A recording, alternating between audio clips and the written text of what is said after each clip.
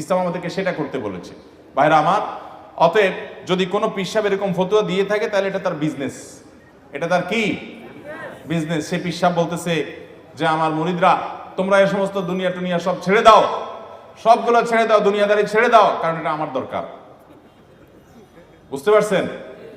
যদি এরকম কোনো ফতোয়া কোনো পীর সাহেব দেয় যে পীর সাহেবের মাজারে টাকা না দেওয়াটাই বড় ইবাদত, তাহলে সে ভণ্ড, এ ব্যাপারে কোনো সন্দেহ।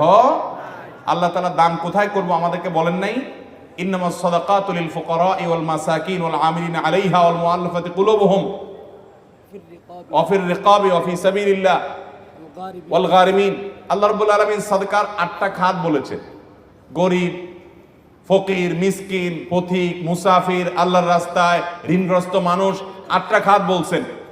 এই 8 খাতের মধ্যে ওয়াফিল মাজারাত এরকম কোনো খাত নাই। তাহলে বোঝা গেল